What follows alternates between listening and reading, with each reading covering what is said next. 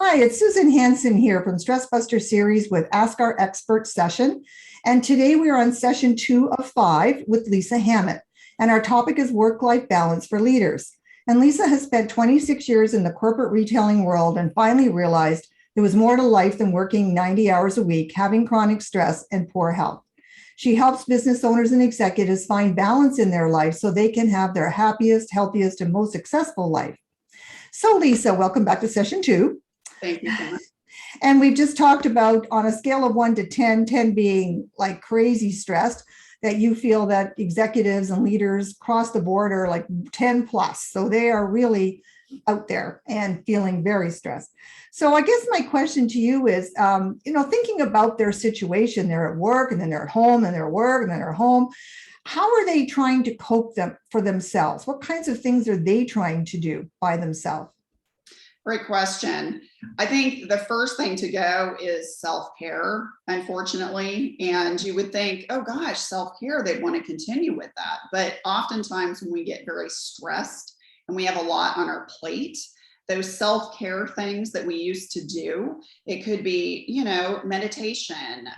It could be taking a warm bath, getting a massage, whatever it is. Those things go by the wayside because they're deemed, oh, that's a luxury. And sleep often gets lumped into that as well, which is terrible because sleep is so needed to repair the body.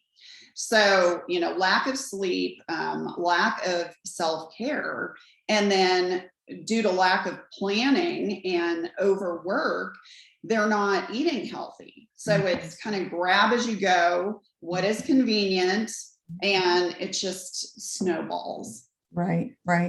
And, I know that feeling because like you have a walking program in the morning and you're doing a half-hour walk every morning. And now you're thinking, I haven't got time for that.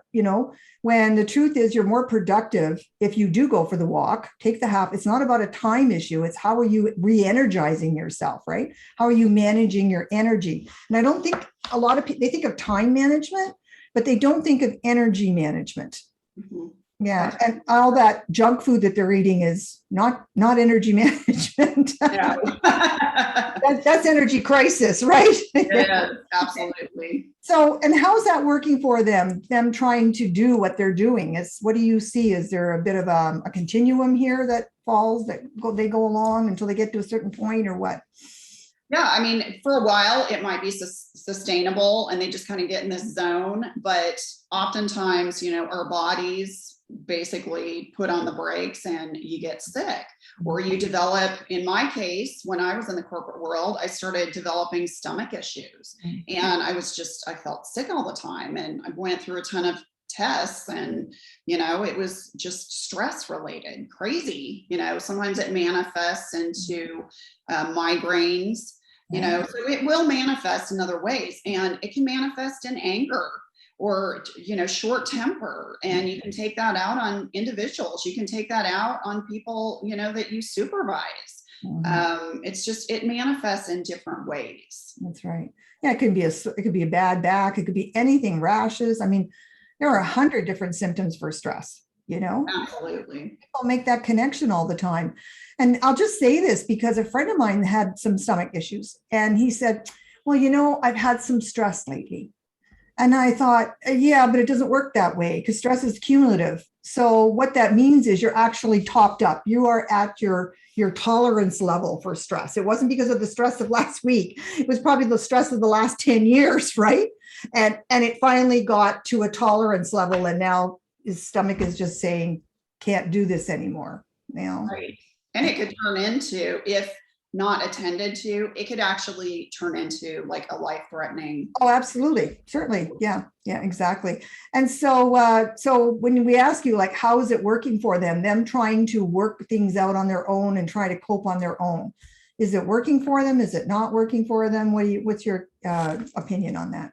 It's not working for them, and they really need to come to that realization, because if they're meeting deadlines and things are getting done, they're thinking, well, this is just the way it is for right now. I can do this. And they're not really looking at the warning signs. Yeah. So, but it isn't really working. No, and it's true. And it's like what I'm saying is you start to get a back pain and headaches and this and that, and they don't realize it's not from yesterday's meeting. It's a tolerance signal, right? That your body's just going, I'm giving up this. I can't do this anymore. Right. Absolutely. Great. So in session 3, let's talk about, what are the triggers that cause them to take action and find you or do something other than just trying to manage themselves. I think that would be very interesting to know. So thank you very much. And we'll see you on session 3. Thank you. Okay.